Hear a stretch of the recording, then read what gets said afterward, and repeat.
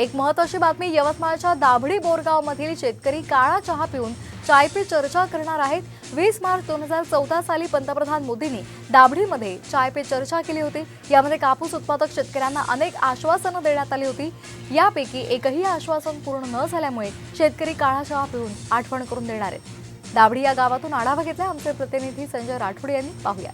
पंतप्रधान नरेंद्र मोदी हे यवतमाळच्या तिसऱ्यांदा 28 फेब्रुवारी रोजी यवतमाळच्या दौऱ्यावर येत आहे। त्या अनुषंगाने पुन्हा एकदा दाभडी हे गाव चर्चेत आलेलं आहे। आपण पाहू शकतो की कशा पद्धतीनं सध्या नरेंद्र मोदी 28 फेब्रुवारीला यवतमाळमध्ये येत असल्याने दाभडीमध्ये आठवणीतील चाय पे चर्चा ही अशी बॅनरबाजी करण्यात आलेली आहे। खरं तर नरेंद्र मोदी गुजरातचे मुख्यमंत्री असताना आणि पंतप्रधान पदाचे उमेदवार असताना त्यांनी दाभडी या गावातून चाय पे चर्चा हा कार्यक्रम करून संपूर्ण देशभरातील शेतकऱ्यांना एक धीर दिला होता।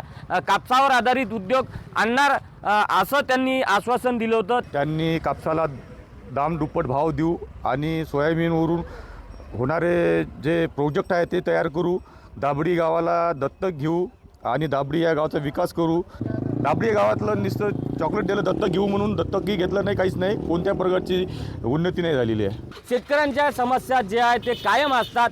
पुन्हा एकदा नरेंद्र मोदी येत असल्याने पुन्हा एकदा हे गाव दाभडी गाव चर्चेत आलेलं आहे। संजय राठोड, साम टीव्ही न्यूज, यवतमाळ।